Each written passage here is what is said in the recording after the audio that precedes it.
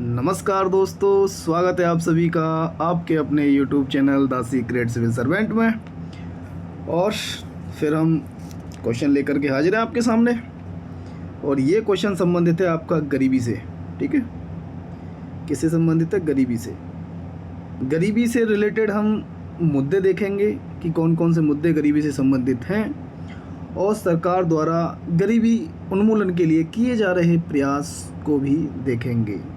अब कुछ केंद्र की योजना ऐसी होंगी जिनका इम्प्लीमेंटेशन उत्तर प्रदेश सरकार करती होगी, और मैक्सिमम जब हम यूपी स्पेशल का पेपर कर रहे हैं तो उत्तर प्रदेश सरकार की गरीबी उन्मूलन से संबंधित जितनी योजना है उनकी हम चर्चा करेंगे। ठीक है ना।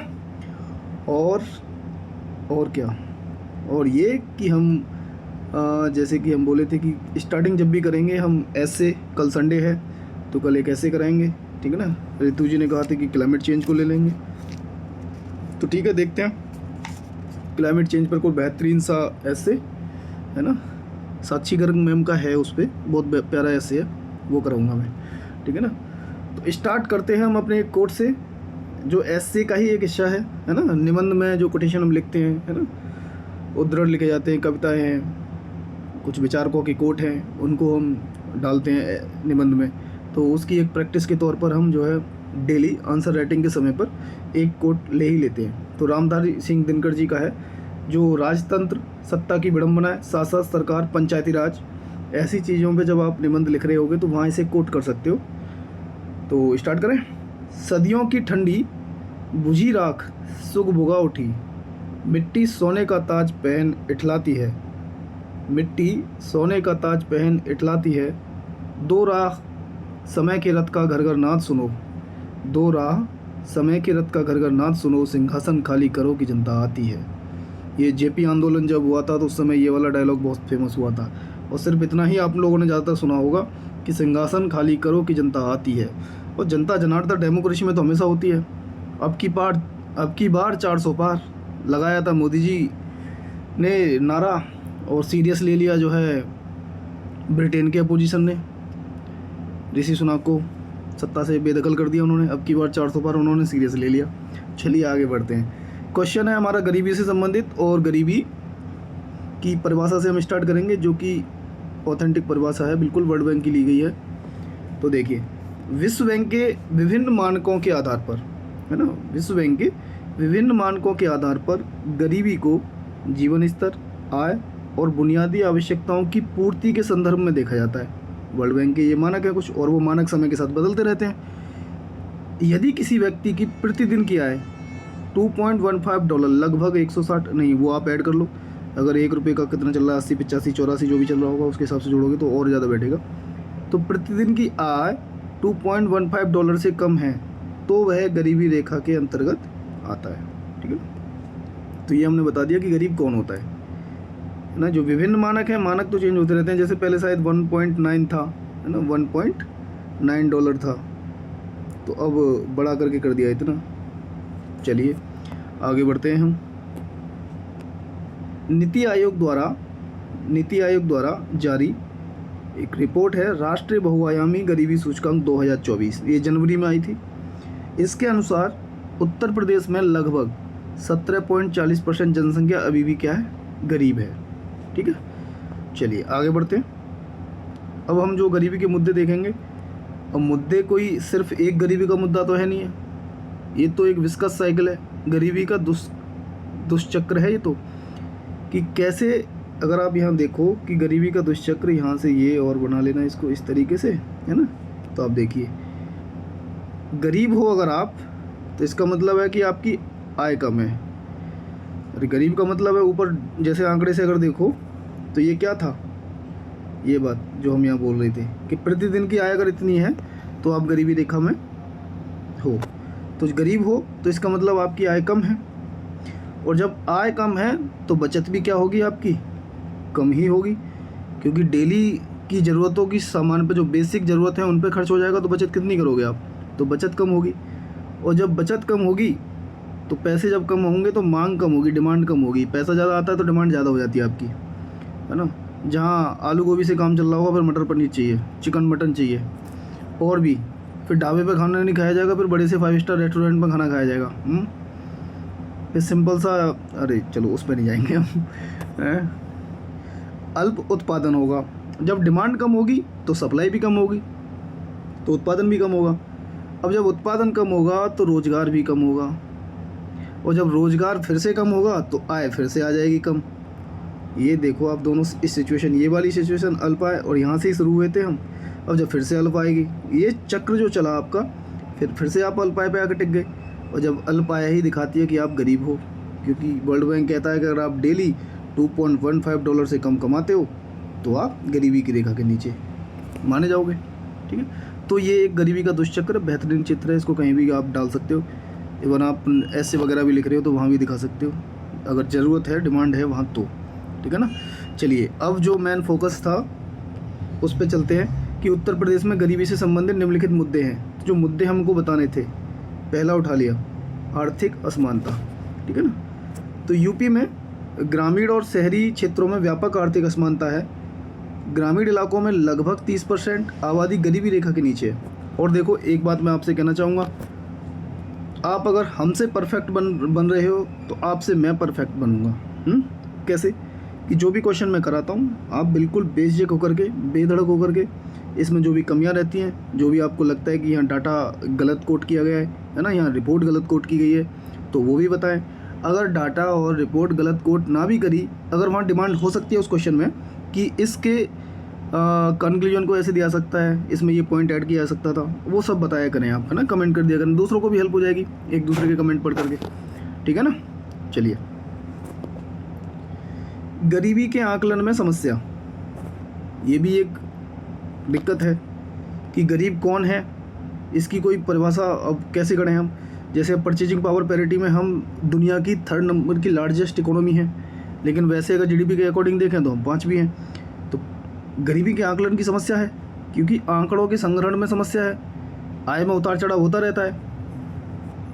तो किस तरीके से आप गरीबी को देखोगे? और गरीबी जब आपने चक्र देख लिया, जो आपका गरीबी का दुष्चक्र वाला चक्र था, तो कितनी चीज़ें जुड़ी हुई थी, कोई एक क्षेत्र तो है नहीं है, काफ़ी सारी चीज़ें एक दूसरे से जुड़ी हुई हैं। शिक्षा और कौशल का अभाव है। जब आप शिक्षित नहीं होगे तो आप कितनी इनकम कमा पाओगे? अब वैसे आंकड़े मत देना कि कम पढ़े लिखे लोग भी जो है बहुत कुछ कमाते हैं, लेकिन एजुकेशन अगर कौशल का अभाव अगर होगा तो दिक्कत क्या आएगी? कौशल विकास की कमी से युवाओं को रोज़गार प्राप्त करने में कठिनाई होती है कि नहीं? उत्तर प्रदेश की साक्षरता दर 67.6% है 2011 की जनगणना के अनुसार। ठीक, और अगली समस्या बताइए आप। जनसंख्या का बढ़ता दबाव। और यूपी की जनसंख्या आपको मालूम ही है, पूरी इंडिया की आबादी 140 करोड़ से ज़्यादा हो चुकी है। हम चाइना को टेक ओवर करके नंबर 1 पोजीशन हासिल कर चुके हैं। और जो इंडिया पूरे विश्व में कमाल धमाल मचाता है इन मामलों में, वही हमारा उत्तर प्रदेश मचाता है पूरे इंडिया में कमाल धमाल। तो क्षेत्रफल अगर देखें तो देश में 4था स्थान रखता है। टोटल इंडिया के क्षेत्रफल का उत्तर प्रदेश का क्षेत्रफल 7.33% है, लेकिन वही जनसंख्या कितनी है? 20 करोड़ लगभग 2011 की जनगणना के अनुसार, 19.92 ऐसी कुछ है ना। तो पॉपुलेशन का जो जनसंख्या घनत्व है वो ज़्यादा है क्षेत्रफल के अकॉर्डिंग। तो ये भी एक कारण है। ये कुछ ऐसा ही है भाई, फैमिली देख लो आप यार। एक छोटी सी फैमिली है, मतलब 4 लोगों की, मॉम डैड हैं और सिस्टर और ब्रदर हैं, 4 लोग हैं। एक छोटी सी फैमिली की हम कल्पना करते हैं। चलो और कहो तो दादा दादी भी बचे हुए, तो 6 लोग हो गए, है ना। दादा दादी भी बचे हैं, पेरेंट्स हैं और मम्मी हैं, सिस्टर है, ब्रदर है, 6 लोग हैं। ठीक है। अब चाहे इसमें पापा लोग 50,000 रुपये की इनकम हो पापा की, सिंगल वही कमाने वाले हों, तब भी वो बच्चों को पढ़ा लिखा लेंगे।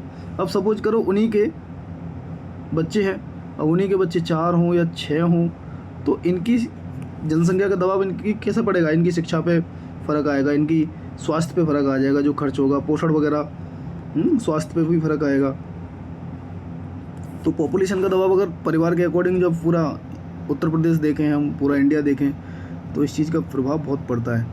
जब मोटा मोटी तौर पर जब देखते हैं ना, तो एक ही चीज़ निकल के आती है कि सब समस्याओं की जड़ है पॉपुलेशन, सब समस्याओं की जड़ है जनसंख्या। तो क्या करना चाहिए वो बाद में देखेंगे, पहले समस्याएं देख लें कि क्या क्या जुड़ा हुआ है गरीबी से, मुद्दे कौन कौन से जुड़े हुए हैं। स्वास्थ्य सेवाओं में कमी, स्वास्थ्य सेवाओं में कमी और उनकी निम्न गुणवत्ता गरीबी को और बढ़ाती है। ठीक है।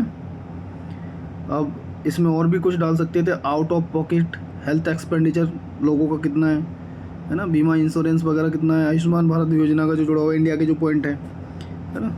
चलिए, राज्य में प्रति 1000 लोगों पर 0.6 डॉक्टर उपलब्ध हैं, ये 2020 की रिपोर्ट है।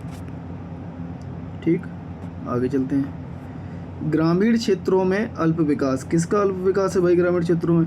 प्रदेश की लगभग 78% जनसंख्या क्या है, ग्रामीण है, जो स्वास्थ्य, शिक्षा, रोजगार, कौशल विकास आदि क्षेत्रों में पिछड़ी हुई है। अब जब पिछड़ी हुई है तो अल्प विकास है। अब उनको जो रोजगार मिलेगा वो कैसा रोजगार मिलेगा? डेली वेजेस पे मनरेगा में काम कर रहे होंगे फिर ज़्यादा से ज़्यादा लोग। अन्य मुद्दे भी आप देख सकते हो जो और जुड़े हुए हैं गरीबी से, जैसे कृषि क्षेत्र में प्रचंड बेरोजगारी। अब गांव में पॉपुलेशन 78% यूपी में लगभग गांव में रहती है, और उसमें जो कृषि क्षेत्र है, कृषि क्षेत्र पे ज़्यादातर हमारा उत्तर प्रदेश की जो जीडीपी है वो टिकी हुई है। उसमें आप देखोगे 65% जनसंख्या कृषि पर निर्भर है ना। तो जितने की ज़रूरत नहीं है उससे ज़्यादा लोग होंगे, तो ये तो प्रचंड बेरोजगारी है, कृषि में प्रचंड बेरोजगारी। ठीक, अन्य मुद्दे देख लेते। बेरोजगारी दर अधिक है, वो कितनी है? राष्ट्रीय औसत से अधिक है। इसके आंकड़े आप देख सकते हो क्योंकि बदलते रहते हैं समय दर समय, तो इसका कोई करंट डाटा हो वो डाल सकते हो आप। ठीक है। किसानों और स्थानीय उत्पादों का सही मूल्य ना मिलना। अब कभी प्याज के रेट बढ़ जाते हैं, कभी लहसुन के रेट बढ़ जाते हैं, तो किसानों और स्थानीय उत्पादों का सही मूल्य ना मिलना मतलब जो ब्रोकर होते हैं बीच में, या फिर जो भंडार करके रख लेते हैं ब्लैक मार्केट के लिए, तो किसानों को तो नहीं मिलता उचित मूल्य, तो वो भी एक गरीबी का कारण है। किसान कितनी मेहनत करता है और उसका तो औने पौने दाम पर बिक जाता है, लेकिन जब तुम वही माल खरीदने जाओगे मार्केट से तो वही तुमको बहुत महंगा मिलेगा। और हमारी भी इसमें कुछ कमियां हैं कि रेस्टोरेंट वगैरह जाएंगे, मॉल वगैरह में जाएंगे, तोल भाव नहीं करेंगे, लेकिन छोटे स्ट्रीट वेंडर से जो सब्जियां बेच रहा होगा उससे मोल भाव हमारा होता है। जैसे कि हम उनसे ही बचा करके सारी अपनी गरीबी दूर कर लेंगे, इतने कंजूस बन जाते हैं। और जहाँ बड़े से रेस्टोरेंट में जाएंगे तो वेटर को टिप और दे के आते हो कि शर्म लगे कि दूसरे टिप दे रहे हैं, तुम टिप नहीं दे के जाओगे, वो सोचेगा बड़ा कंजूस इंसान है। ह्यूमन नेचर है। बुंदेलखंड और पूर्वी उत्तर प्रदेश में उद्योगों का अल्प विकास है ना, तो बुंदेलखंड और पूर्वी उत्तर प्रदेश में इंडस्ट्री का भी विकास कम है। आगे बढ़ते हैं। सरकार के गरीबी निवारण के प्रयास। अब सरकार के गरीबी निवारण के प्रयास तो देखने ही होंगे ना कि गरीबी उन्मूलन के लिए सरकार ने कौन कौन से प्रयास किए हैं। उत्तर प्रदेश के ही देख लेते। तो उत्तर प्रदेश जनसंख्या नीति लेके आया था 2021। ठीक है। एक जिला एक उत्पाद को बढ़ावा। मनरेगा कार्यक्रम देखो जिसमें 100 दिन की रोजगार की गारंटी दी जाती है। बजट 2023-24 में लगभग 8000 करोड़ का प्रावधान। ये थोड़ा सा फोटो खींचते टाइम मामला गड़बड़ हो गया इसका, पर लिख लेना 8000 करोड़ है, 8000 करोड़। ठीक है ना। मुख्यमंत्री आवास योजना। मुख्यमंत्री आवास योजना, गरीब और बेघर परिवारों को पक्के मकान मिलेंगे। अब तुम कहोगे गरीबी से कैसे जुड़ा? हर चीज़ गरीबी से जुड़ी हुई है, गरीबी इनकम से जुड़ी हुई है, सिंपल सी बात है। और जिस चीज़ में पैसा लगेगा वो गरीबी से जुड़ जाएगा। राष्ट्रीय ग्रामीण आजीविका मिशन। ठीक, 2020-21 में यूपी में लगभग 15 लाख महिलाओं को इस योजना से जोड़ा गया, क्योंकि ये राष्ट्रीय ग्रामीण आजीविका मिशन जो है गरीबी उन्मूलन के लिए और महिलाओं के सशक्तिकरण के लिए तो लाया गया था। औद्योगिक विकास में तीव्रता कैसे लाई जाएगी? देखो, क्योंकि देखो कृषि से हटाओगे तो उसमें 65% पॉपुलेशन आपकी कृषि पर है, तो प्रचंड बेरोजगारी है। अब अगर आप औद्योगिक विकास करोगे तो लोग वहाँ काम करने लगेंगे। ठीक है। तो औद्योगिक विकास भी कहाँ करो? बुंदेलखंड और पूर्वी में औद्योगिकरण को बढ़ावा दिया जाए, क्योंकि उन इलाकों में इतना औद्योगिकरण नहीं हुआ जो पश्चिमी यूपी में हुआ है। उदाहरण ले लो आप कि कैसे करोगे, तो उदाहरण ले लो ग्लोबल इन्वेस्टर समिट 2023 हुई लखनऊ में। लखनऊ में हुई थी ये, तो हमने पीछे क्वेश्चन कर रखा है कि कितने करोड़ इन्वेस्टमेंट मिला? 33 लाख करोड़ रुपए। लाख या करोड़? लाख करोड़, इतने का इन्वेस्टमेंट था।